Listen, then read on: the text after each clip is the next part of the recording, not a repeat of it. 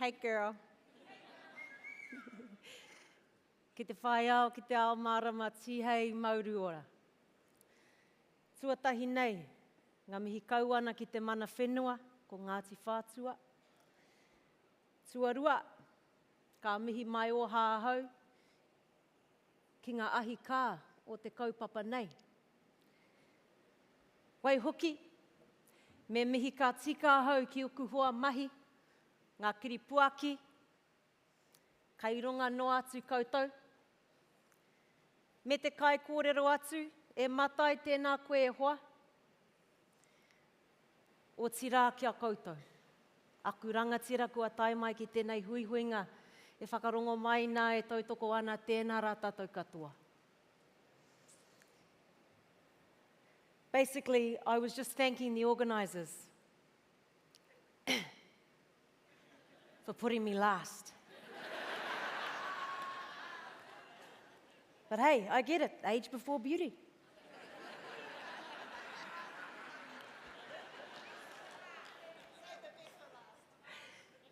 And well, hey, at least I got to take off that fucking fat suit.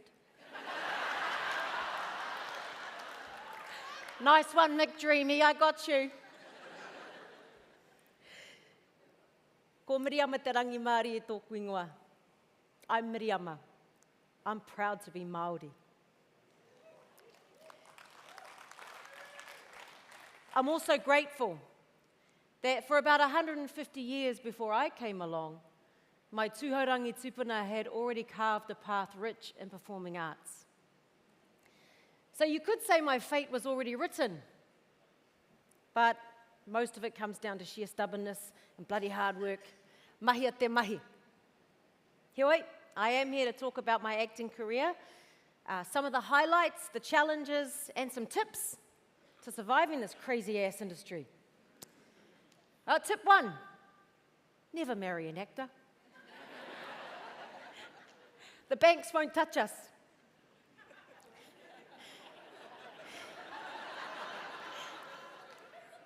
Tip 2, 60-40 rule. Save 60, spend 40, you're gonna need it. Tip 3, don't take this gig too seriously, man. Acting's what we do. It's not who we are. My whānau have shaped my identity and have always pulled me into line. So let's start with them. Mum, Pamela Charmaine Copeland, just call her Bella. Dad, Edwin Charles III, obviously. Just call him Sona. And my big bro, Krishna Tamaiti Smith, named after the Hindu god because my dad was a Buddhist in India when Krishna was born. Just call him Chicken. We lived in Whakarewarewa in the 70s, where everyone's door was always open. Kia ora. We ate, bathed, and penny dived together. I was literally raised by a village.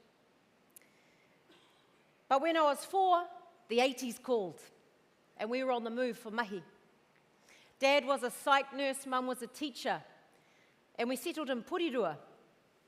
It was big here, and even bigger raru. Protests were dividing our nation.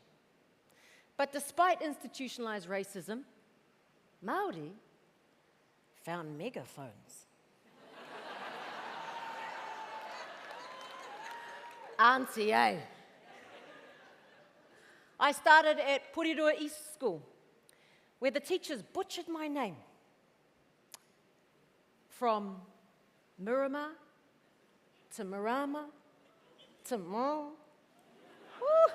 It was awkward, man. I felt embarrassed for their embarrassment.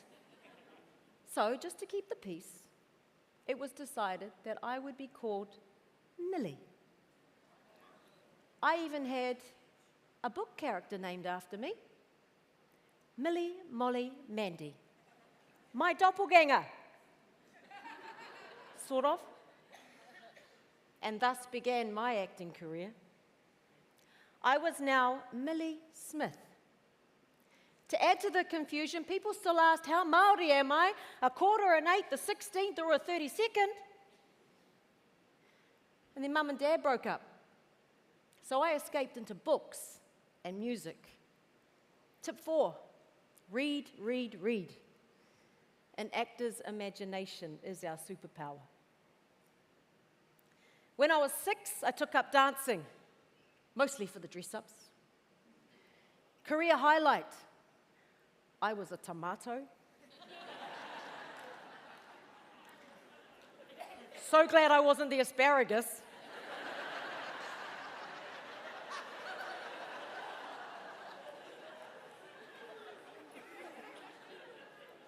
And then, like a chameleon, I just became really good at fitting in. But the one person I never had to pretend for was my Nani Rauhuia. Still one of the greatest inspirations of my life. What an icon. She used to take us to tennis dressed just like that, in her signature shades and beads. I was in awe of this barefoot boss lady running around the courts coaching the Taupo socialites. And then at night, she'd make us recite the Lord's Prayer in Māori over and over and over again. E tō mātou matu i te rangi.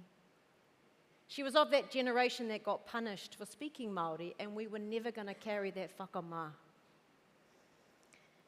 This loud, proud Māori wahine could work any space effortlessly. She didn't want people to like her. She wanted people to respect her. And they sure as hell did, especially in that wharekai. Decades later, I longed to play strong characters like her. In the meantime, Māori faces started popping up on mainstream TV. Te hatapiho patapui. I'll say that again. Te hatapiho patapui. Olsen, aka Ollie Olsen, keep cool till after school. Not only a pioneer of Māori language and Māori content, but also sign language, ripping the marginalised hard. And of course, Wiremu James Te Wehi Taitoko, aka Billy T, the funniest man on the planet. Man, laughter was the best medicine. I'd found my people. They had a Māori name and a Pākehā name. Forget Millie, Molly, Mandy, we were Millie, Ollie and Billy. There was nothing we couldn't do. In my last year at Porirua East, I planted a tree with the Governor-General, Sir Paul Reeves. He had a Pākehā name, but he was Māori, and he ran the country. That's when I started seeking out Māori in big spaces. And we were everywhere, if you really looked. Waimarama Taumanu, Simon Wirutene, Kirite Kanoa. And then I started at Tawa College and came crashing back down to earth. Out of nearly 2,000 students, only 5% were Māori or Pacific Islanders. Of course, English was a compulsory subject.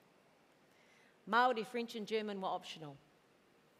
So with dreams of international adventure, I chose French, mais oui. Enter my next hero, my brother Krishna. He's single, 0800 chicken. I can say that because he didn't turn up tonight, bloody bastard. I was third form, he was seventh, he pulled rank. There was no way his little sister was not going to learn te reo Māori, especially while our Nani Rau was still alive. And I'm so glad he did. Because even though my Māori teacher was a Pākehā, named Mr. White, he loved our language the way my parents and grandparents never could.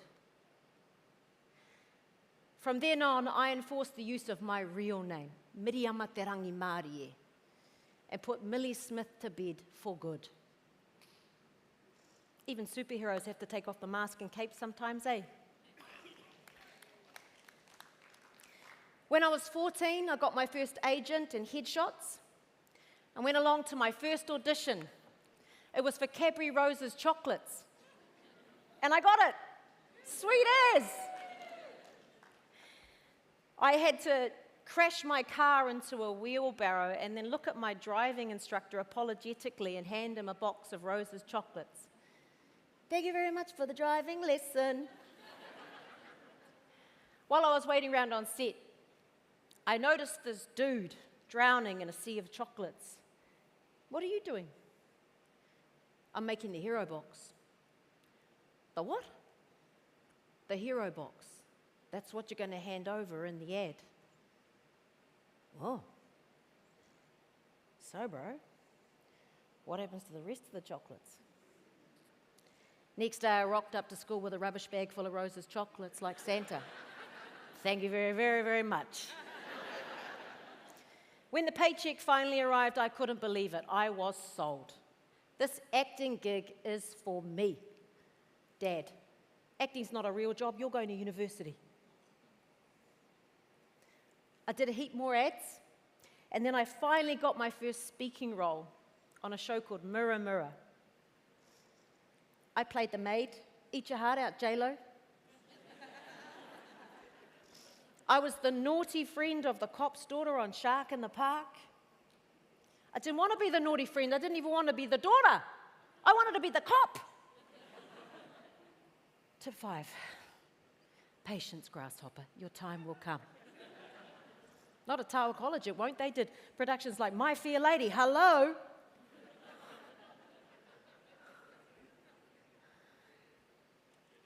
But at least in the 90s, Māori wahine were finally gracing our screens. Legends like Nancy Brunning and Rena Owen were leading the charge. While I found my niche as the Polynesian princess with the pidgin English, constantly being saved by the white male lead. Dad, you need something to fall back on. Get your ass to university. I went to Waikato. Kia ora, Michelle. I went to Waikato in my third year. I got a role on Shortland Street as Nurse Safi. She had some hearty storylines for a 20-year-old, sensing tapu wood, fighting for a Māori-only ward.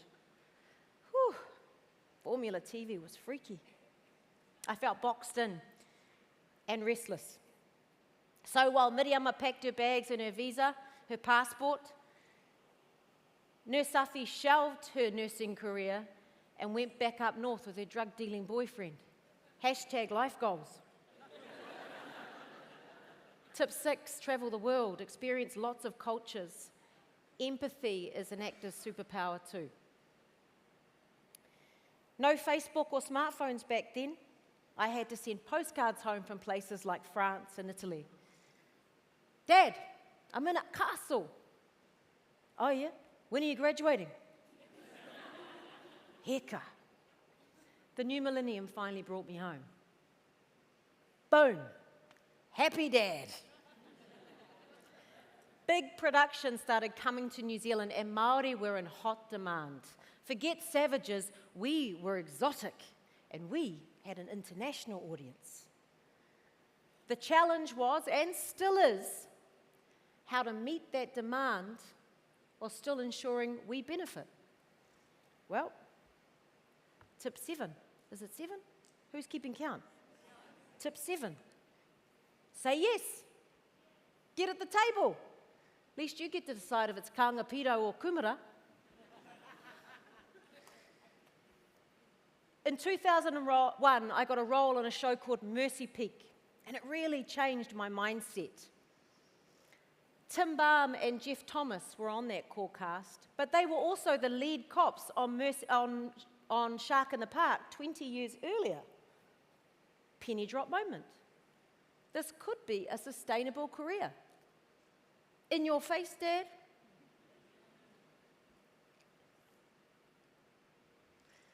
This could be a sustainable career. In your face, Dad, we did 61-hour episodes before the beast that is reality TV obliterated drama. Whatever, Dad. When I was 30, shit got real. The Me Too movement had started, and I was hungry for iconic lead roles. Females were finally finding our voice. It was time to get gritty, ugly, and dare I say it, cut my hair. Forget awkward, fumbling sex scenes.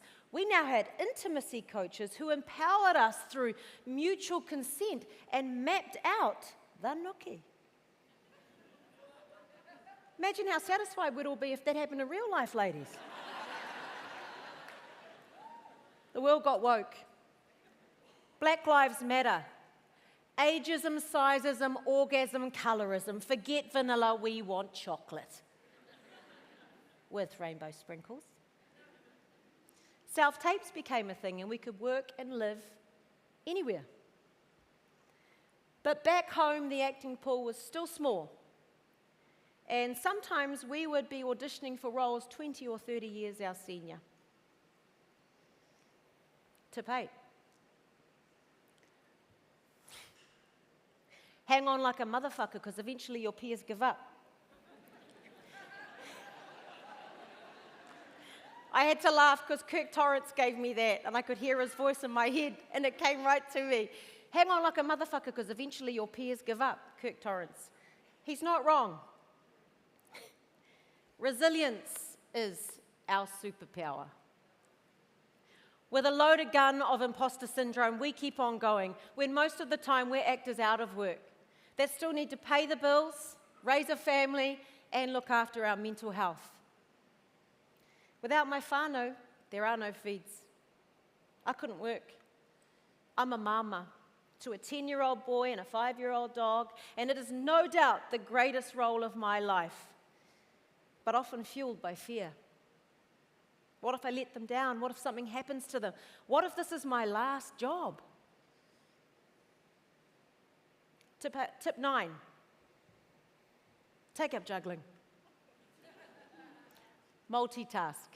I teach yoga and marry couples to fill my cup. Māori are survivors. We are extremely resourceful because we're tāngata whenua. We're also treaty partners, apparently.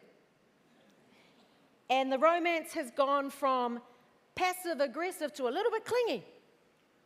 They want us now, they want us everywhere. What about the prenup? More puteas available for Māori projects with criteria like must be Mataoho stipulated as a standard means to access funding. Tautoko, mena ka tika. But also polarising for some of our actors on their reconnection journey. And with such a high attrition rate, we can't afford that.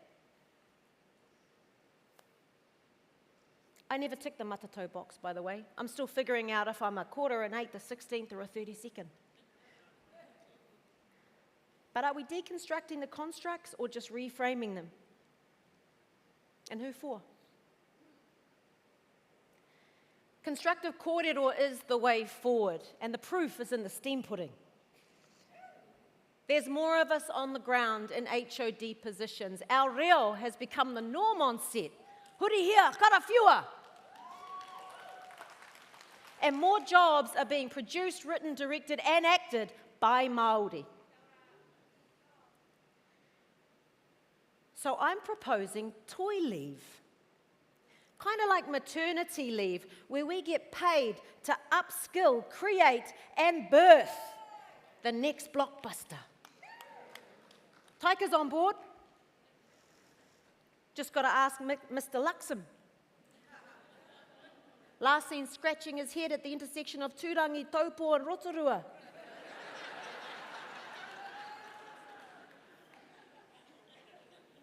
Not a bad investment, though. When you think that 4 out of the 5 highest grossing New Zealand films have a Māori lens. Hunt for the Wilder People, Boy, Fastest Indian, Once Were Warriors, Whale Rider.